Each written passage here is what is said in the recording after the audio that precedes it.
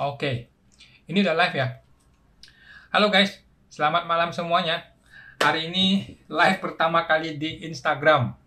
Luar biasa. Live pertama kali di Instagram. Karena kemarin-kemarin di YouTube sama aja sih. Cuman YouTube kayaknya agak lebih sulit ngeditnya. Kalau Instagram kayaknya lebih mudah ya. Tapi nggak tahu juga sih. Kita mudah-mudahan aja nanti lihat hasilnya gimana. Oke, selamat malam semua. Kita diskusi pajak aja hari ini ya. Ini gimana cara bikin judulnya? Diskusi pajak. Oke. By the way, saya akan live setiap hari Senin antara jam 8 sampai jam 9 setiap hari Senin. Untuk teman-teman yang mau bertanya, silakan bertanya tentang pajak, accounting, atau bertanya tentang bisnis konsultan pajak. Oke. Idealnya sih gua ngajar tentang berbisnis konsultan pajak. Jadi gua ngajarin orang caranya untuk berbisnis konsultan pajak. Begitu guys. Oke. Cara bikin ini jadi go live gitu dong. Cara bikin dia jadi ada judulnya gimana ya? Oke. Kameranya bisa diputer. Oke. Maaf ya teman-teman, ini baru pertama kali. Oke, pajak smart live video. Oke. Turn off commenting, turn off request, turn off question, share to, copy link. No question. Oke, sip. Nanti video ini akan gua publish juga di YouTube ya, guys. Jadi teman-teman juga bisa lihat di YouTube. Ini mungkin agak orientasinya gua nggak jelas nih, karena kameranya agak turun. Gimana menurut teman-teman? Tolong kasih masukan dong kalau ada yang lihat. Oke, guys. Kalau teman-teman mau bertanya tentang pajak, accounting, silahkan langsung ditanyakan aja di komentarnya, nanti gue akan langsung jawab. Oke? Nah, pertama kita akan bahas mengenai isu-isu perpajakan yang terbaru. Oke? Isu perpajakan yang terbaru di Indonesia ini. Oke. Nggak cuma Indonesia, tapi juga di dunia. Karena ternyata ada banyak juga berita-berita perpajakan di dunia yang menarik gitu guys. Oke. Pertama kita akan bahas mengenai tadi ada YouTube yang mengatakan begini, orang kaya disubsidi, orang miskin dipajakin gitu. Kenapa bisa begitu? Ini gara-gara PPN mobil yang diskon PPN itu diperpanjang sampai Desember kalau nggak salah. Jadi banyak orang yang protes karena, nggak banyak orang sih, sebagian orang protes karena dibilang bahwa kebijakan ini tuh lebih mendukung orang-orang kaya, kayak memberikan subsidi kepada orang kaya gitu loh, padahal orang miskin malah dipajakin gitu. Menurut gua sih ada benarnya ada salahnya gitu. Yang benarnya di mana? Orang kaya disubsidi itu salah menurut gua guys. Kenapa gua bilang salah? Yang beli mobil nggak cuma orang kaya bro, yang beli mobil orang miskin juga banyak gitu. Orang miskin juga banyak sekali terbantu dengan diskon PPN ini loh. Jadi diskon PPN itu tidaklah menyasar orang kaya dan orang miskin atau orang kaya tertentu saja, tidak. Diskon PPN itu berlaku buat semua orang gitu. Orang miskin juga ada yang beli mobil banyak gitu, yang duitnya pas-pasan, duitnya sedikit-sedikit juga banyak yang beli mobil gitu. Jadi persepsi bahwa diskon mobil itu hanya untuk orang kaya itu salah. Orang kaya itu beli mobil, iya, orang miskin juga beli mobil gitu. Oke. Jadi sebenarnya subsidi PPN itu adalah berlaku buat semua orang. Boleh dibilang begitulah. Nggak cuma buat orang kaya. Terus ada persepsi bahwa katanya sembako mau dipajakin. Nah, sembako mau dipajakin. Ini menurut gua juga bukannya memajaki orang miskin gitu guys, karena orang kaya juga makan sembako, orang kaya juga makan nasi gitu, orang miskin juga makan nasi. Jadi pajak ini untuk sembako seandainya diberlakukan gitu ya, seandainya pajak sembako diberlakukan, PPN untuk sembako gitu ya, bukan berarti itu untuk orang miskin aja gitu, orang kaya orang miskin juga kena, dua-duanya kena gitu. Jadi sebenarnya kebijakan ini berlaku buat semua orang, itu satu hal gitu ya. Cuman siapakah yang diuntungkan? Bedanya gini, kalau gue orang kaya, gue bisa beli 10 mobil sekaligus, sehingga gue diuntungkan dengan angka yang besar. Kalau gue orang miskin, gue hanya bisa beli 1 mobil. Jadi keuntungan yang gue bisa dapatkan lebih kecil dibanding orang kaya gitu. Dan itu kan hal yang wajar, hal yang biasa-biasa aja sebenarnya. Tidak terlalu istimewa gitu. Kita nggak boleh mengatakan negara bikin aturan khusus untuk orang kaya diuntungkan, khusus orang miskin dipajakin gitu. Nggak juga. Semua ini berlaku buat semua orang gitu. Tidak ada orang yang diistimewakan. Kalau orang punya modal, punya duit, dia mau beli barang lebih banyak dan dapat diskon lebih banyak, ya nggak apa-apa. Gitu, nggak ada masalah harusnya. Gitu ya. Itu guys, oke. Terus kita akan bahas lagi mengenai penerima insentif pajak jadi sasaran pemeriksaan. Nah, ini problem nih. Ini isu menarik, oke. Gua bacain dulu ya guys. Penerima insentif pajak jadi sasaran pemeriksaan. Kita tahu bahwa insentif pajak itu sudah dimulai sejak bulan Juli tahun 2020 sudah ada insentif pajak. Nah, jadi sejak bulan Juli itu ada PPh 21 dikasih insentif, PPh 22 juga iya, 25 juga dapat insentif, PPh UMKM juga dapat insentif. Nah, banyak orang waktu pertama kali dimulai, orang tuh banyak yang komplain gitu. Jangan-jangan insentif ini sebenarnya jebakan, gitu. Jangan-jangan insentif ini banyak jebakan bagi siapapun yang ikut insentif ini, gitu. Nah, gue bilang ke klien-klien, enggak, ini memang fasilitas yang diberikan oleh negara, oleh siapapun. Kalau Anda termasuk orang yang terkena COVID gitu ya, maka ya lu bisa manfaatkan insentif ini gitu. Dan ternyata baru-baru ini pajak mengatakan penerima insentif pajak jadi sasaran pemeriksaan gitu. Nah, tapi sekarang coba kita baca gitu ya. Bagaimana sih penjelasan DJP mengenai masalah ini? Nah, ini dari DDTC News, oke? DDTC News adalah portal pajak, berita pajak yang paling dipercaya di Indonesia ini. Oke, guys. Oke. Pertama, DJP mengatakan begini, menegaskan nih, pemanfaatan insentif fiskal bukanlah faktor yang membuat wajib pajak diperiksa oleh otoritas pajak.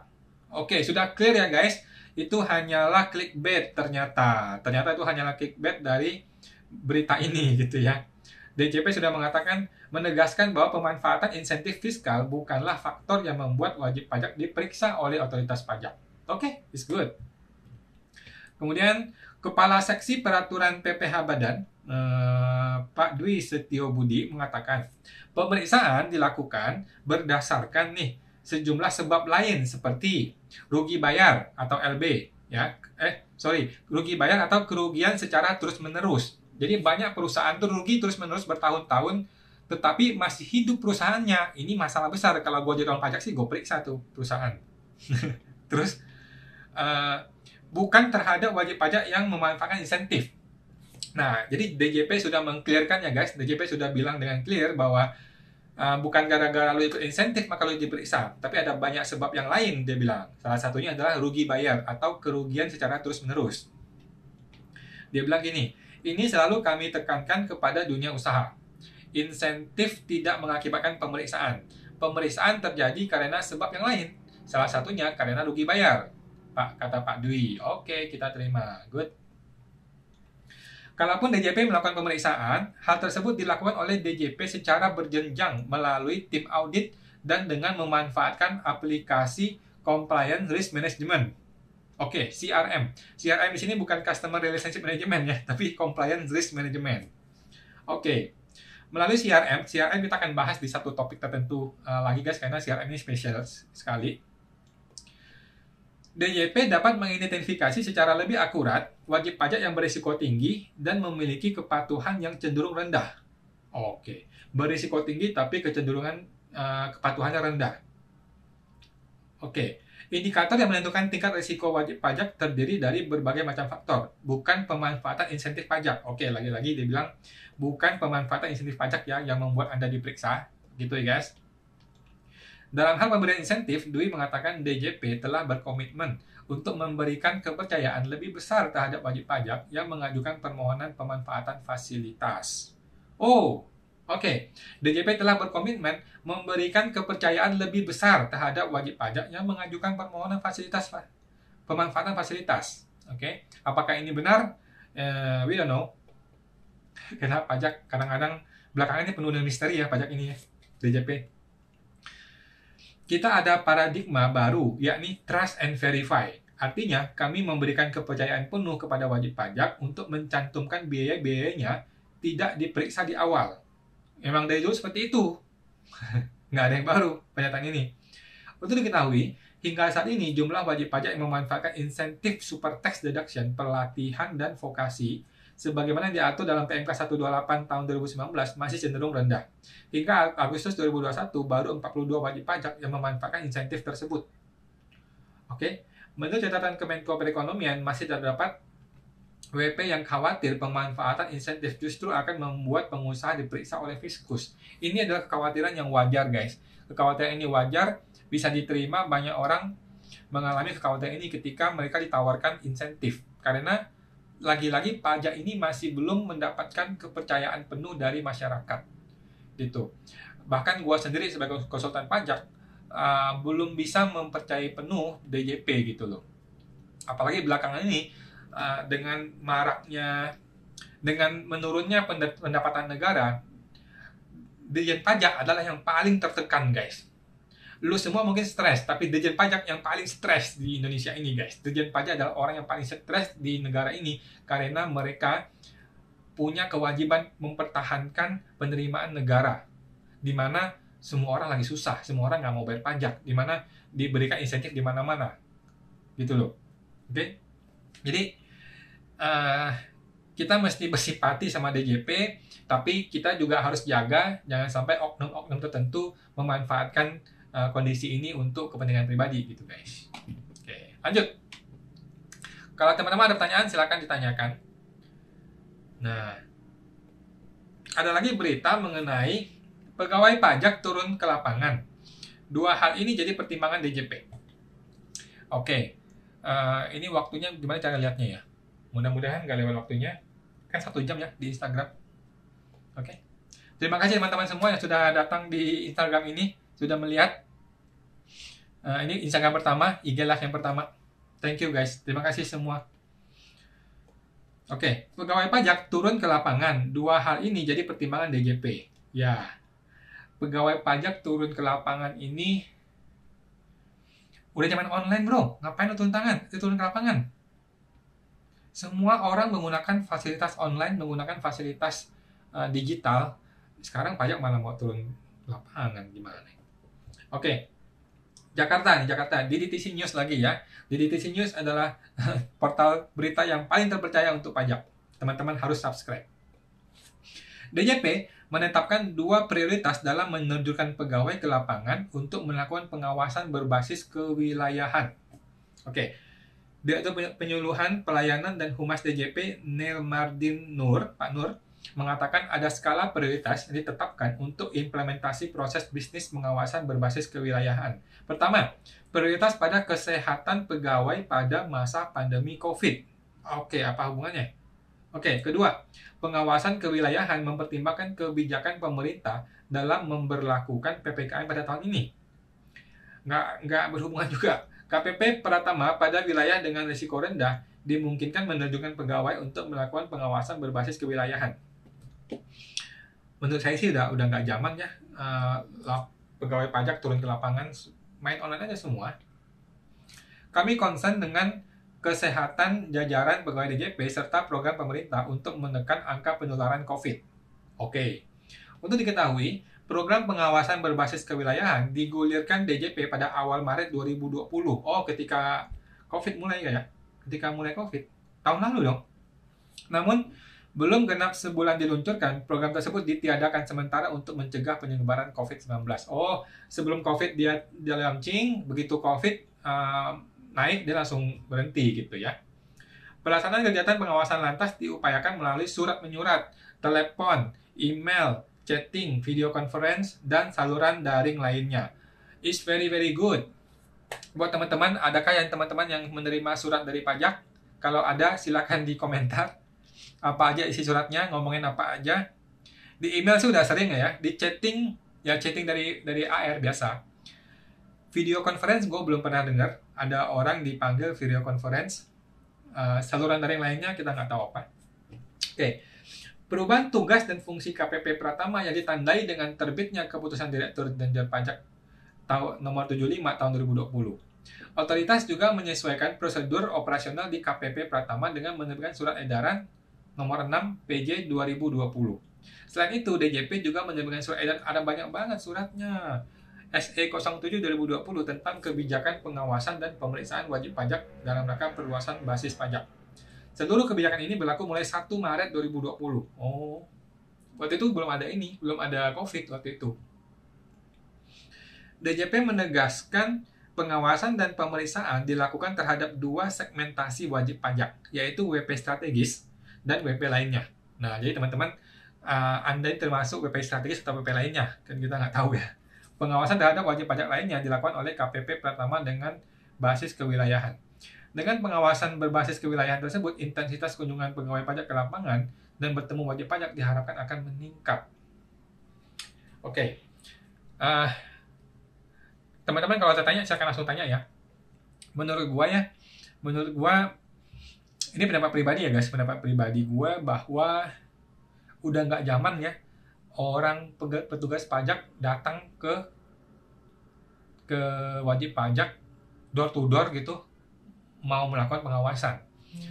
Pertama ini sangat terbatas. Kan satu orang AR itu bisa pegang kalau nggak salah 3.000 klien gitu ya, 3.000 WP wajib pajak. Kalau dia datangin satu persatu, kalau satu hari datangin 2, aduh, itu berapa tahun baru selesai gitu.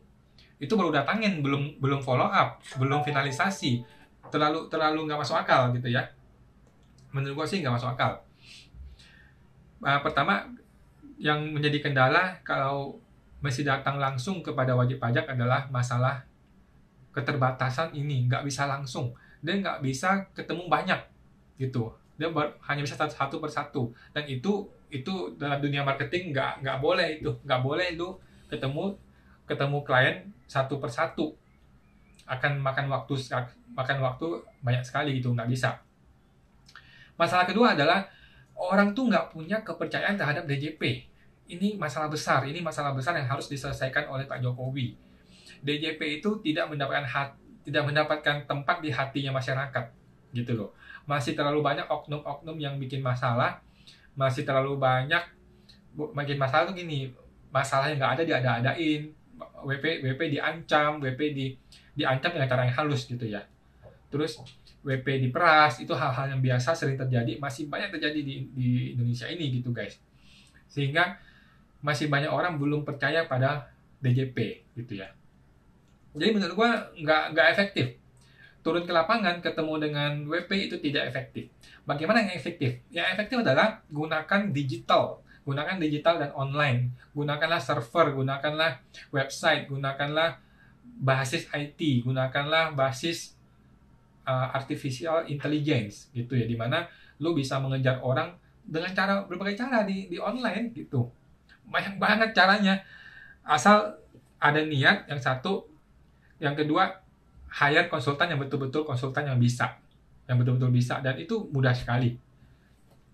Hari gini semua orang pembisnis, pengusaha gitu ya, yang menjadi target pajak ada di dunia online. They stay there in online life gitu ya, dalam dunia online mereka ada di situ, tinggal diincer, tinggal dikejar gitu loh. Cuman kayaknya sih datanya belum sanggup, database pajak tuh belum sanggup, websitenya aja masih sering down. Aduh, DJP gimana websitenya aja masih sering down, sering nggak bisa. Website untuk bikin MPP baru aja, irek.pajak masih lemot sekali. Respon time itu sangat sangat lemot sekali, dan itu masalah yang harusnya mudah sekali diperbaiki, tapi kayaknya gue nggak ngerti bagaimana proses pengawasan di internal DJP, bagaimana bisa sebuah website untuk bikin NPWP baru sulit sekali dibuka gitu loh, sulit sekali dibuka. Gimana orang bisa percaya gitu. Oke.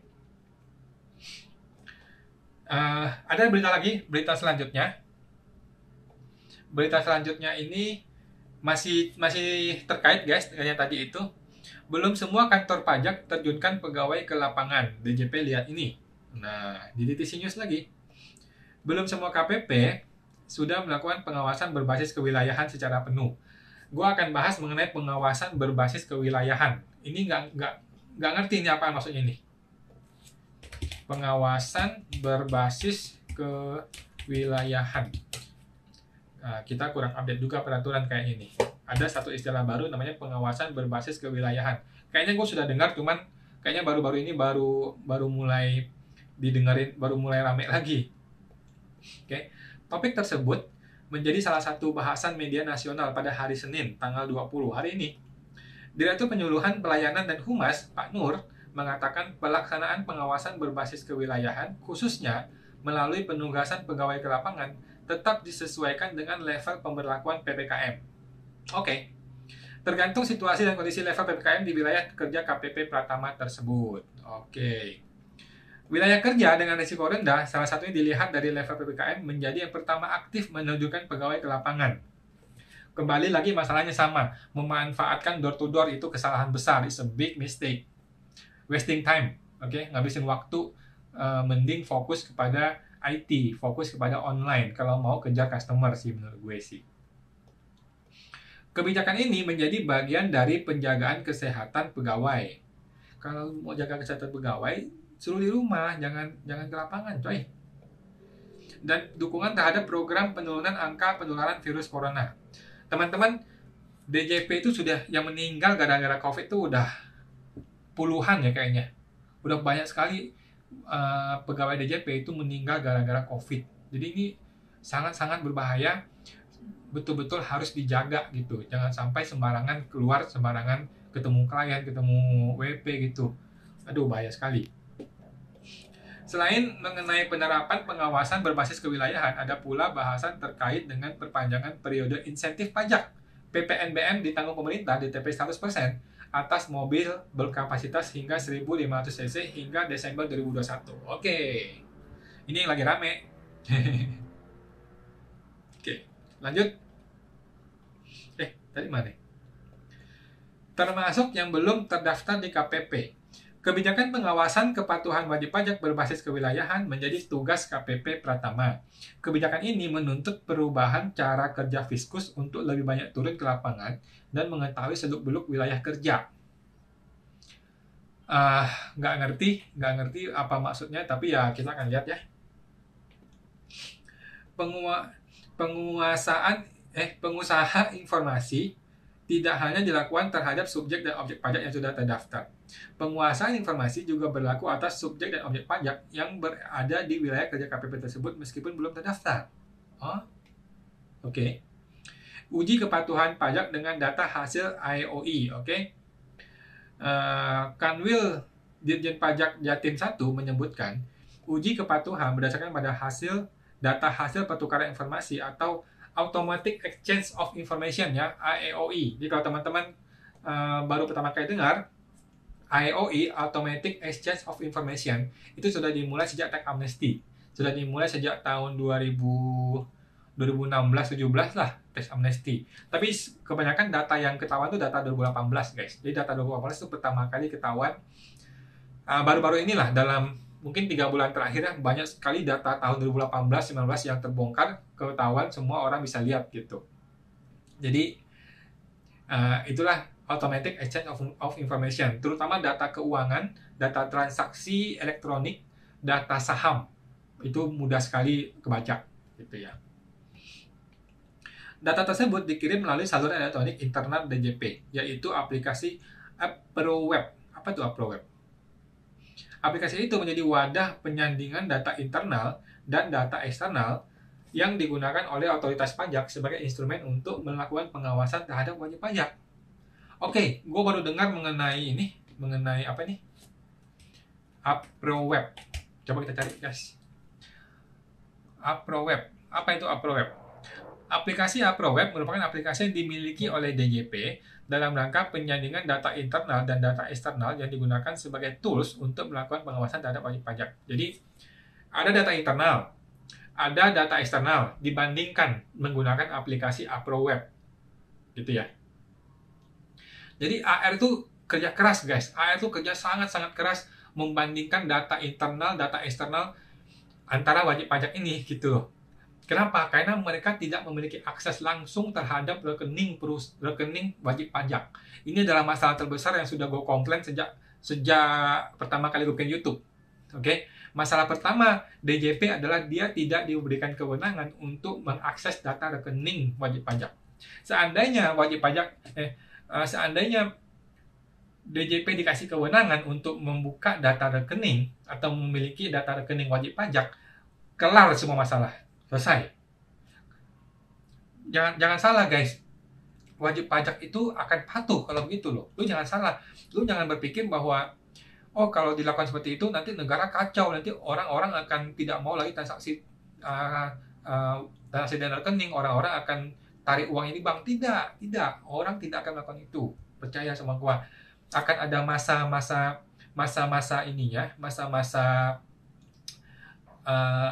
istilahnya tuh orientasinya gitu atau sosialisasi gitu ya. Tapi at the end masyarakat akan percaya, masyarakat akan patuh kepada DJP gitu. Masalahnya sekarang kan gini, masalahnya tuh data banknya berantakan, DJP tidak punya hak akses untuk data rekening. Akhirnya tuh kucing-kucingan. Begitu DJP dapat satu data, tembak. Data masuk, tembak lagi. Terus si wajib pajak ditakut-takutin gitu. Wajib pajak ditakut-takutin, disuruh minta rekeningnya. Ini paling sering terjadi. DJP AR minta transaksi mutasi rekening bank dari wajib pajak. Orang pribadi ini ya, orang pribadi yang tidak melakukan pembukuan. Ini paling sering terjadi, tapi kalau ketemu konsultan kayak gue, pasti gue tolak. Gitu loh. Dengan alasan kenapa? Kalau mau buka semua, jangan cuma gue doang. Itu satu. Yang kedua, jelas-jelas negara tidak mengizinkan, gitu, negara sendiri tidak mengizinkan data ini dibuka oleh DJP, gitu. Jadi kita juga nggak bisa kasih. Yang ketiga, orang pribadi tidak pembukuan. Tidak pembukuan ini menyebabkan data isi rekening gue itu berantakan. Dan gue tidak bisa mempertanggungjawabkan isi dalam transaksi rekening gue itu. Gitu loh. Kalau saldo akhirnya gue bisa bertanggungjawabkan, tapi transaksinya gue tidak bisa bertanggungjawabkan karena gue tidak pembukuan. Gitu. Oleh karena itu gue menolak untuk memberikan data mutasi rekening. Gitu guys. Itu menurut gue sih masuk akal gitu. Kalau mau buka ya udah bikin undang-undangnya, semua data rekening boleh dibuka oleh DJP, selesai. Dan gue yakin akan ada masa sosialisasi, tapi gue yakin at the end orang akan percaya, at the end orang akan patuh gitu guys. Tapi kalau sekarang sembunyi-sembunyian, kucing-kucingan gitu loh. Kalau lu kena, lu sial, lu kena ya udah lu bayar pajaknya. Tapi kan orang kehilangan trust, orang kehilangan kepercayaan terhadap DJP gitu guys. Oke. Kita lanjut. Data AEOI sudah diturunkan oleh kantor pusat ke KPP untuk tahun pajak 2017-18 ya. Betul. Gue udah kenyang ngurusin hal-hal seperti ini. Tahun 17, 18, 19 lah. 3 tahun ini datanya udah keluar.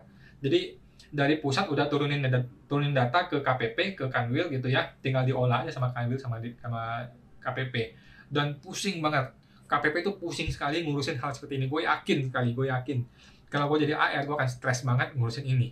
Data tuh banyak banget datang dari kantor pusat.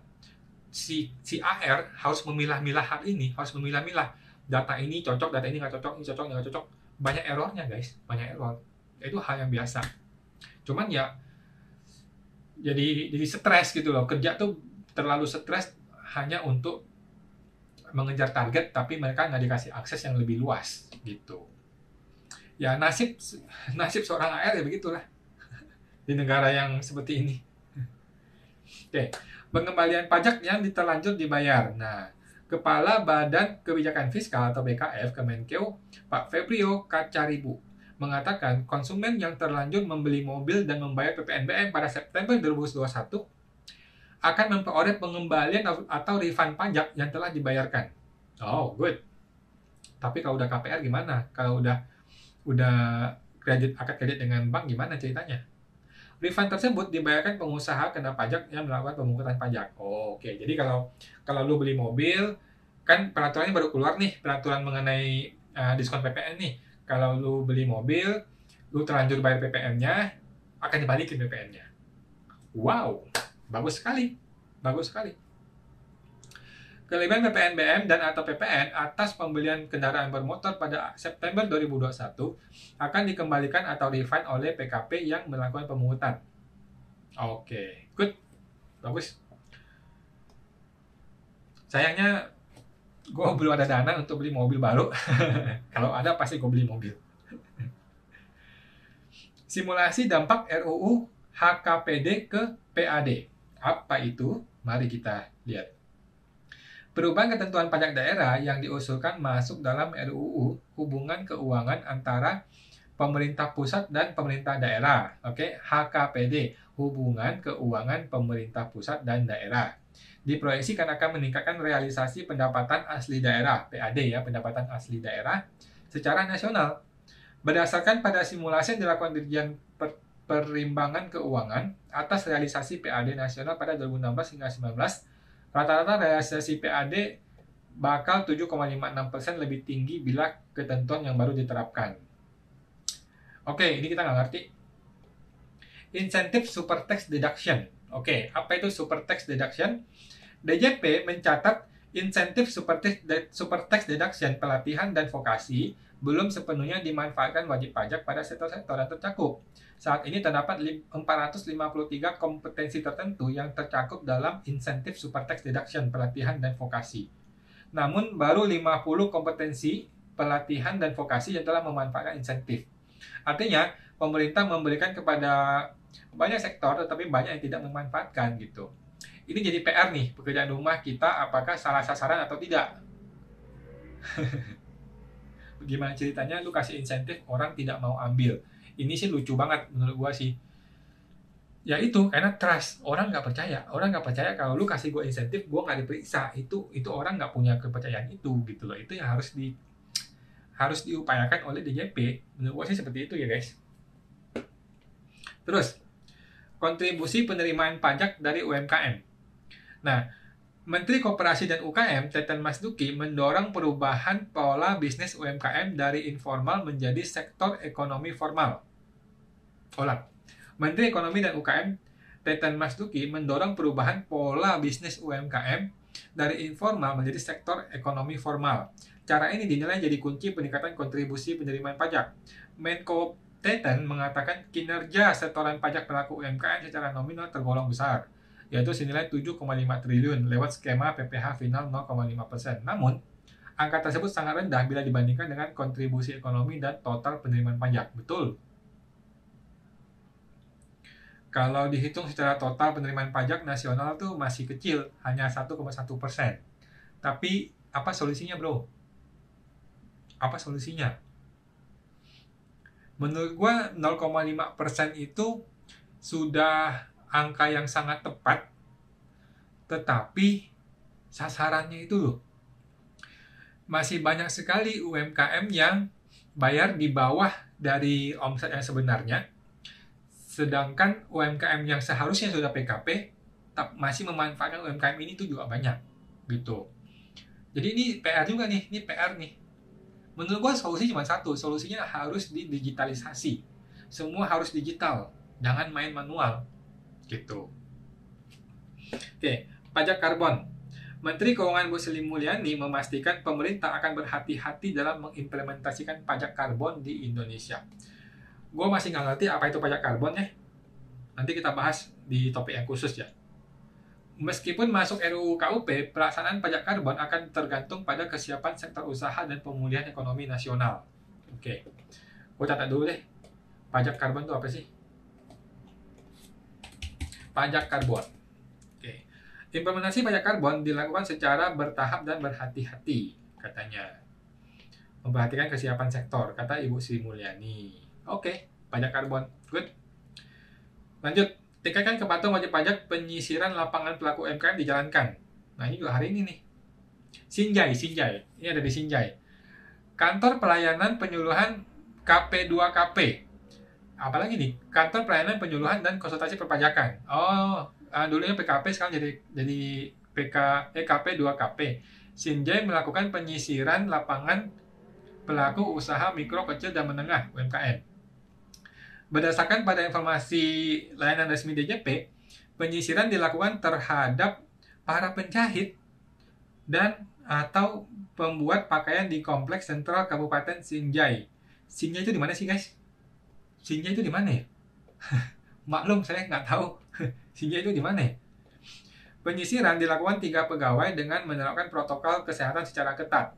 KP2KP Sinjai berharap dapat menambah data perpajakan dan memberikan kesadaran kepada para penjahit yang telah memiliki NPWP tetapi belum patuh melaksanakan kewajiban perpajakannya, baik pelaporan SPT tahunan orang pribadi maupun penyetoran PPh final. Targetnya penjahit ya? Wow, ini agak aneh. Penjahit dikejar buat apa? Memang penjahit berapa income-nya? Udah gitu penjahit kan jasa, coy. Mana bisa masuk UMKM 0,5%. Oke. Dalam kegiatan tersebut, petugas KP2KP Sinjai juga memberikan imbauan kepada para penjahit yang belum memiliki NPWP. Petugas meminta mereka untuk segera mendaftarkan diri secara daring melalui situs irek.pajak.go.id menggunakan surat masing-masing atau email masing-masing. Irek ini nih, kalau kita buka nih, lemot bener. Gila nih pajak bikin website seperti ini. Setengah mati. Nggak bisa loh. Ini servernya gimana? Terus gimana pengawasannya terhadap aplikasi ini gitu loh. Kok bisa sebuah website dari negara nggak bisa dibuka? Kalaupun bisa dibuka lama banget gitu. Jadi tolong DJP ya, tolong teman-teman DJP, irek.pajak.go.id itu error, nggak bisa dibuka. Ayo dong. Yang bagian yang bagian review gitu loh, yang bagian otoritasnya bisa ngelihat, tolong dong dilihat gitu, jangan dibiarin. Ini kan membuat orang nggak percaya, lagi-lagi DJP error pak websitenya gitu kan, orang jadi ini gitu. Ini kan masalah digitalnya hal yang mudah sekali dibenerin, cuman mau atau nggak mau gitu. Dan nggak tahu ya budgetnya gimana, yang gue nggak ngerti juga ya. Oke.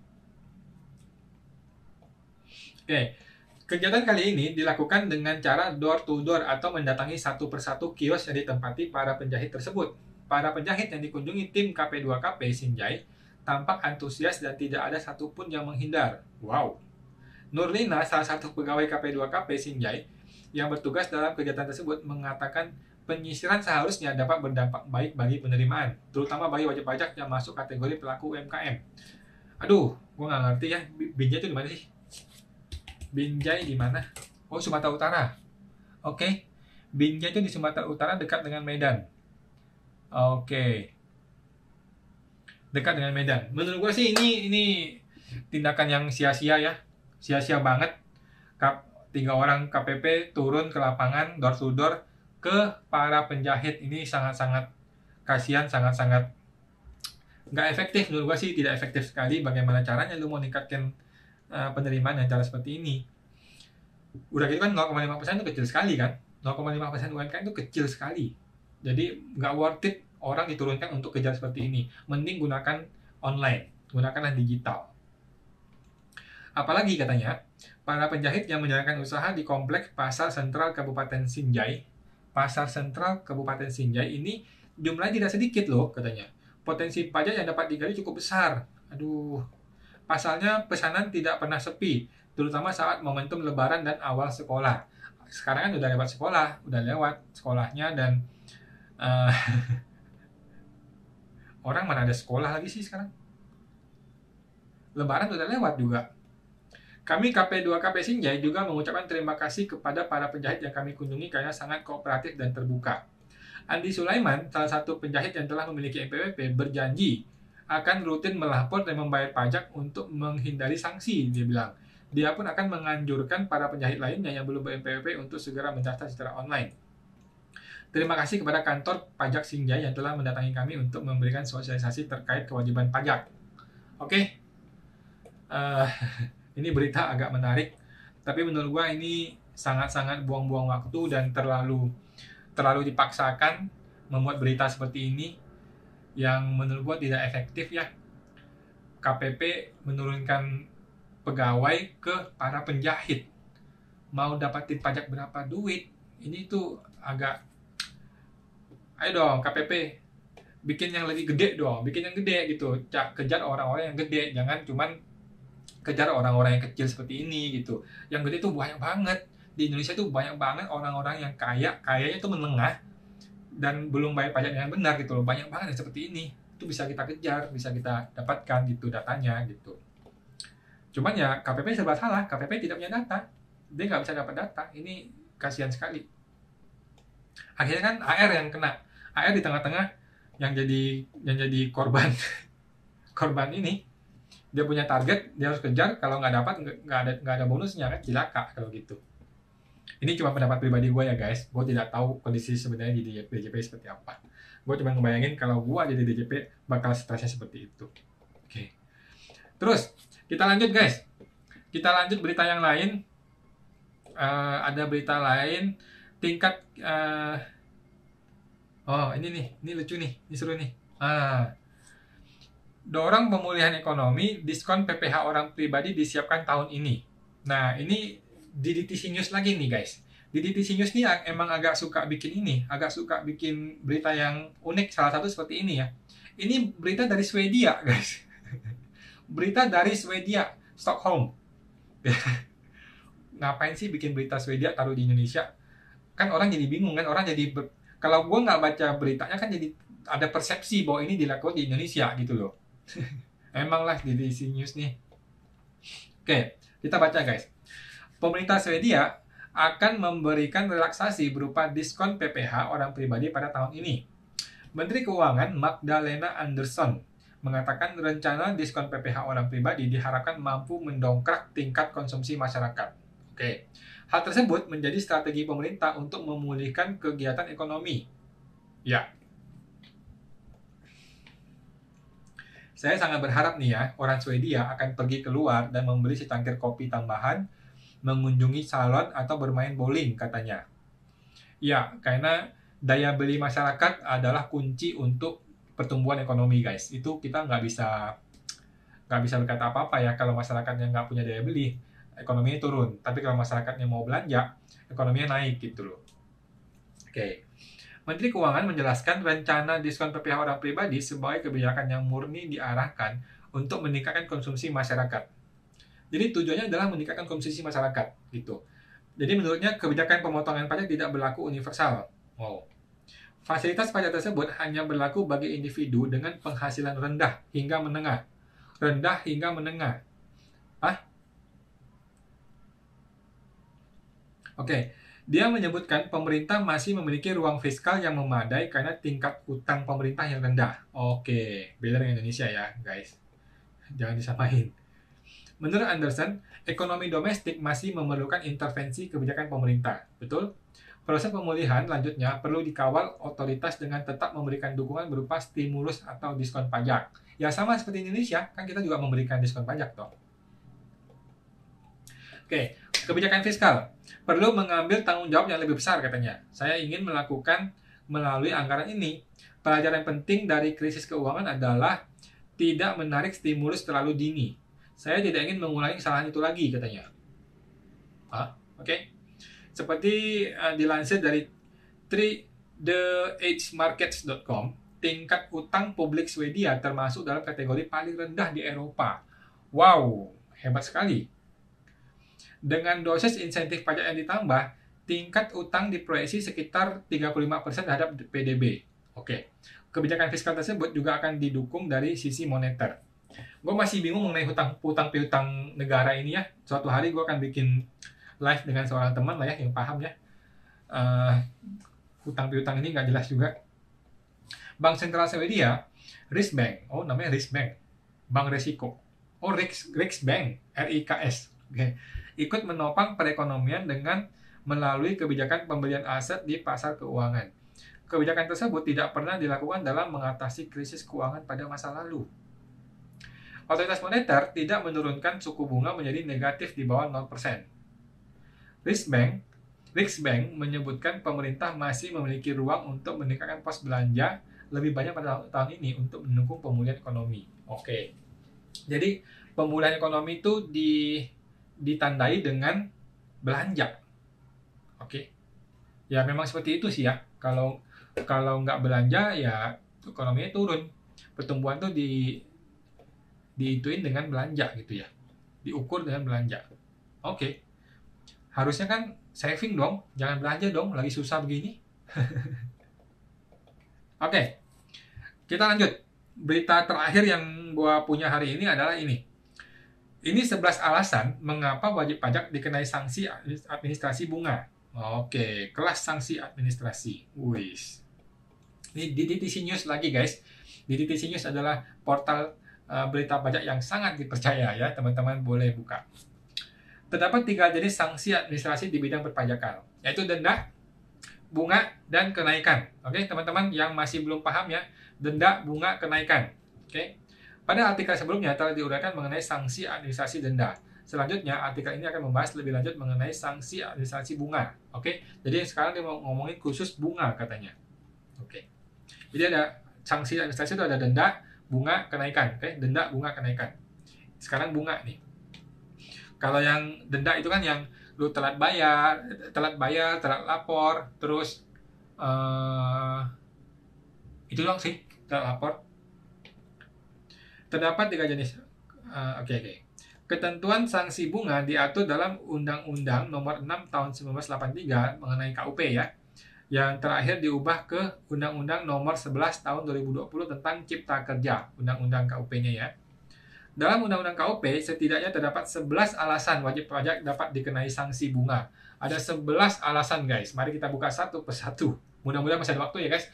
Kalau waktunya habis, akan mati sendiri kan ya? Mudah-mudahan ya. Oke. Pertama, adanya jumlah pajak yang kurang dibayar akibat terbitnya produk hukum tertentu. Nggak ngerti. Ada jumlah pajak yang kurang dibayar akibat terbitnya produk hukum tertentu. Ada peraturan baru gitu ya. Sesuai dengan pasal 19 ayat 1 Undang-Undang KUP, sanksi administrasi dikenakan jika terhadap penerbitan SKPKB, surat ketetapan pajak kurang bayar atau SKPKB tambahan, serta surat keputusan pembetulan, surat keputusan keberatan, putusan banding, atau putusan peninjauan kembali yang menyebabkan jumlah pajak yang masih harus dibayar bertambah. Oke. Ya, masuk akal. Atas jumlah pajak yang tidak atau kurang dibayar itu, dikenai sanksi administrasi berupa bunga sebesar tarif bunga per bulan yang ditetapkan Menteri Keuangan. Oke, jadi kalau lu diperiksa, terus ada muncul SKPKB, nah SKPKB ini kan ada kurang bayarnya. Nah, kurang bayarnya itu kena bunga, karena lu seharusnya bayar ini bukan sekarang, tapi dulu, gitu, sebelum lu diperiksa, gitu guys. Oleh karena itu, kena bunga. Oke?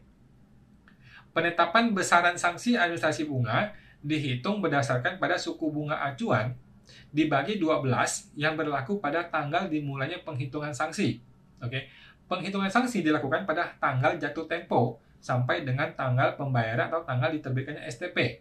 Nah, jadi kalau lu diperiksa pajak terus muncul SKPKB atau ketetapan kurang bayar, maka atas ketetapan kurang bayar itu kena bunga sejak pertama kali lu seharusnya bayar. Oke, sejak pertama kali harusnya bayar sampai muncul terbitnya STP atau SKPKB ini dikalikan dengan jumlah bulan, dikalikan dengan bunga yang berlaku pada bulan tersebut.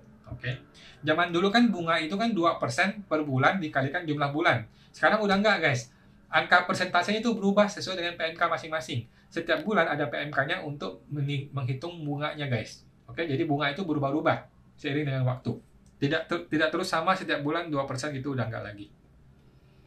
Kedua, alasan kedua orang kena sanksi bunga adalah wajib pajak yang diperbolehkan mengangsur atau menunda pembayaran pajak sesuai dengan ketentuan pasal 9 ayat 2 KUP. Nah, oke. WP yang diperbolehkan mengangsur gitu ya. Dalam konteks ini, pemberian angsuran atau penundaan pembayaran pajak diberikan kepada wajib pajak yang sedang mengalami kesulitan likuiditas atau dalam keadaan force majeure sehingga tidak dapat membayar pajaknya tepat waktu. Nah, oke. Namun, terdapat konsekuensi apabila wajib pajak diperbolehkan mengangsur atau menunda pembayaran pajak, yaitu pengenaan sanksi administrasi bunga gitu. WP yang telah disetujui untuk mengangsur atau menunda pembayaran pajak dikenai sanksi administrasi bunga. Itu hal yang biasa lah ya. Adapun sanksi bunga tersebut dihitung berdasarkan pada suku bunga acuan dibagi 12 yang berlaku. Masih sama? Oke, sama. Oke.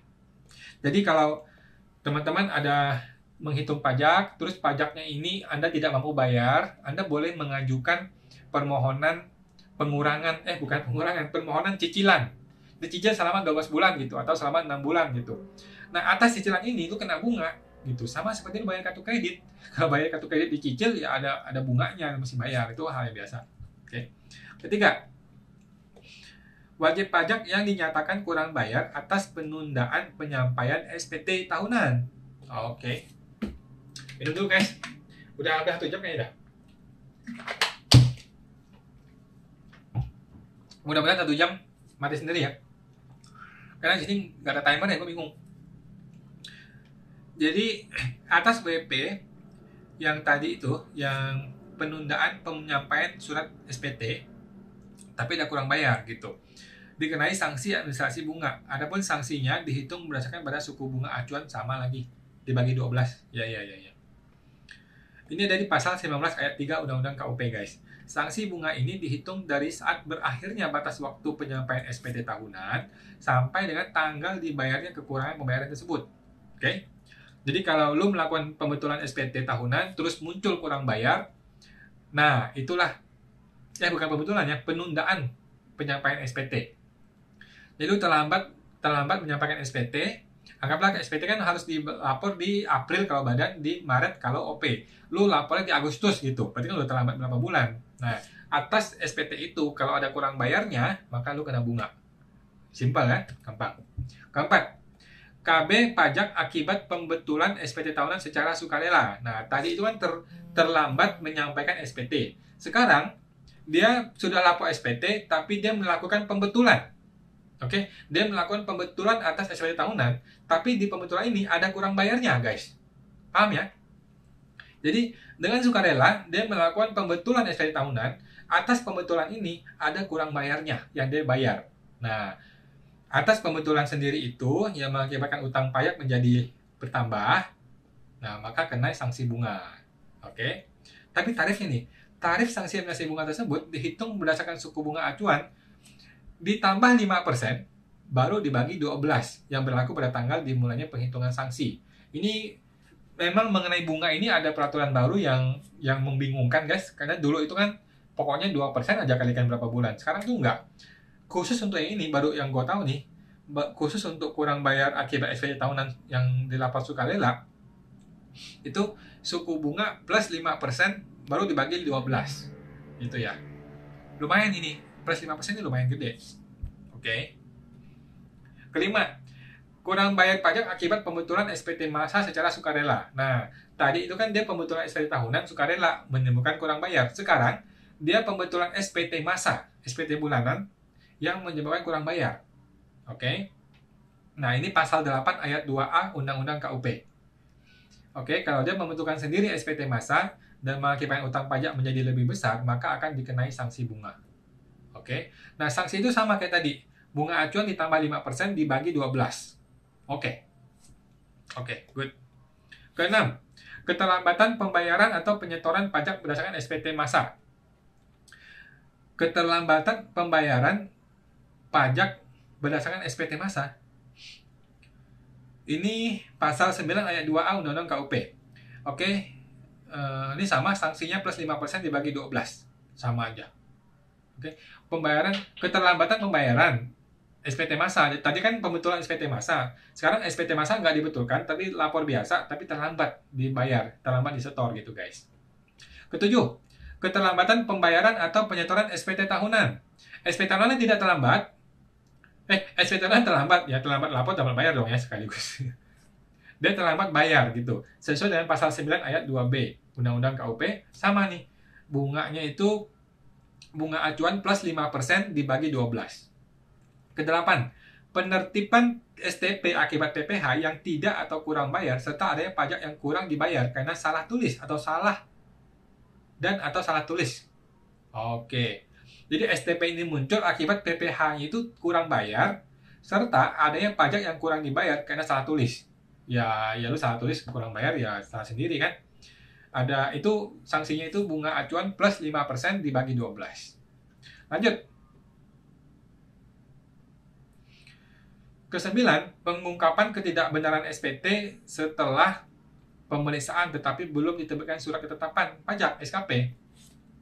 Jadi lu diperiksa tapi belum terbit SKP, tapi lu mengungkapkan ketidakbenaran SPT-nya. Lu mengungkapkan sendiri. Nah, itu muncul bunganya bunga acuan ditambah 10% dibagi 12 gitu. Ya daripada muncul SKP kan lu ribet gitu. Lu ungkapkan sendiri gitu ya. Bunga acuan plus 10% dibagi 12. Terus, ke-10, penertiban SKPKB karena pajak yang terhutang tidak atau kurang dibayar serta diterbitkannya NPWP atau pengukuhan PKP singkat jabatan. Oke, jadi SKPKB terbit karena pajak yang terhutang tidak atau kurang dibayar serta diterbitkan NPWP atau pengukuhan PKP secara jabatan. Oke, jadi kalau PKP dikukuhkan secara jabatan sesuai dengan pasal 13 ayat 2 Undang-Undang KUP, maka bisa muncul kurang bayar. Bunganya itu adalah bunga acuan ditambah 15% dibagi 12. Wow. Lumayan. Ke-11, penertiban SKPKB bagi PKP gagal produksi. Oke. Dalam hal ini PKP tersebut belum melakukan penyerahan, tetapi telah menerima pengembalian, telah melakukan pengkreditan pajak masukan sesuai dengan ketentuan pasal 13 ayat 2A Undang-Undang KUP. Oke. Jadi PKP itu belum produksi, tapi dia sudah menerima penyerahan, sudah menerima pajak masukan dan sudah mengkreditkan pajak masukan tersebut sehingga terjadi LB. LB itu dia bisa restitusi, gitu kan?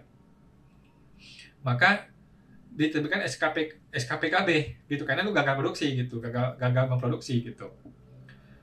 Nah, terhadap itu kena sanksi bunga juga. Bunganya itu bunga acuan ditambah 15% dibagi 12. Wow, lumayan. Oke, perlu dipahami besaran sanksi administrasi di atas ditetapkan berdasarkan pada derajat kesalahan yang dilakukan wajib pajak. Selain itu, sanksi administrasi bunga dalam ke-11 poin di atas hanya dikenakan paling lama 24 bulan, guys. Oke. Ini aturan baru, aturan yang sama kayak dulu kan 48 bulan. 48% dulu kan, sekarang kan 24 bulan. Oke, 24 bulan. Oke, by the way ada yang baru yang teman-teman mesti tahu. Dulu itu kan orang itu kena bunga dan denda itu sejak tanggal dia seharusnya bayar pajak. Maka dari itu hitung berapa bulan. Sekarang tuh enggak. Contohnya nih, SPT tahunan itu kan berakhir di Desember. SPT itu kan berakhir di Desember dan lu mesti lapor di Maret atau April. Kalau lu lapor terlambat anggaplah di Agustus, September, Oktober gitu ya, maka denda itu bukan sejak April atau sejak Maret, tidak. Denda itu sejak Januari, guys. Ini baru gua tahu kemarin, ini sejak diberlakukannya Undang-Undang Cipta Kerja gitu. Jadi sejak Cipta Kerja, denda itu dihitung sejak berakhirnya masa pajak tersebut, bukan pada saat lu seharusnya membayar pajaknya gitu. Ini hanya berlaku untuk SPT tahunan sih kebanyakan. Kalau yang masa sih kayaknya enggak. Masa sih kayaknya enggak pengaruh ya, karena emang sebulan-sebulan gitu. Oke, gitu guys. Apakah teman-teman ada yang mau bertanya? Oke. Ini apakah sudah 1 jam ya? Nggak tahu juga nih. Nggak ngerti juga ya. Apakah 1 jam atau lebih? Mudah-mudahan nggak putus sendiri. Kita jalan terus ya. Selama masih live, jalan terus. Oke. Jadi teman-teman, gue akan selalu live setiap hari Senin jam 8 sampai jam 9. Dan khusus besok hari Selasa, gue akan live dengan seorang ahli dalam perpajakan, karena beliau ini adalah mantan dari mantan dari penyidik di salah satu kanwil di Indonesia. Jadi beliau akan memberikan perspektif pajak yang lebih praktikal, yang dimana kita akan lebih banyak membahas kasus gitu guys. Oke, jadi teman-teman kalau punya kasus, lu boleh datang besok, langsung tanyakan aja langsung di grup ini, di Instagram live ini, gitu guys. Besok jam 8 kalau nggak salah. Besok jam 8. Oke, gue lihat dulu ya. Takut salah. Yes, besok jam 8. Gitu guys. Kita lihat besok jam 8, mudah-mudahan teman-teman keburu ya. Oke. Mudah-mudahan teman-teman keburu jam 8 sampai jam 9 dengan seorang teman, seorang yang sangat profesional. Beliau ini mantan penyelidik di KPP. Gitu guys. Oke guys. Ada lagi yang mau ditanyain?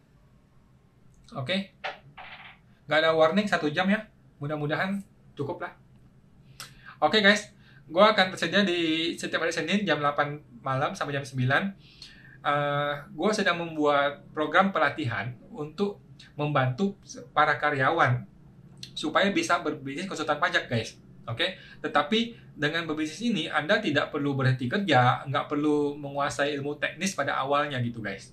Oke, tapi gimana caranya, bagaimana teknisnya nanti gue akan sampaikan begitu launching, mungkin di akhir bulan ini. Mudah-mudahan di akhir September gue udah bisa launching ya teman-teman. Kalau teman-teman saat ini seorang karyawan, lu mau berbisnis tapi lu nggak punya waktu atau lu nggak punya uang, nah ini solusinya guys. Ini solusinya, lu bisa ikut training ini, lu bisa ikutin program pelatihan ini, dimana ini mungkin berjalan sekitar 1-2 bulan gitu, tapi gue akan selalu standby buat lu, dimana gue akan bisa bantuin lu konsultasi. Kalau lu ada masalah, lu bisa langsung konsultasi ke gue gitu. Oke, gitu aja guys. Itu aja hari ini. Thank you banget buat teman-teman yang udah dengerin, yang udah lihat videonya. Gue juga akan publish ini di YouTube. Oke, semoga bisa di download ya videonya. Oke, terima kasih guys. Thank you. See you.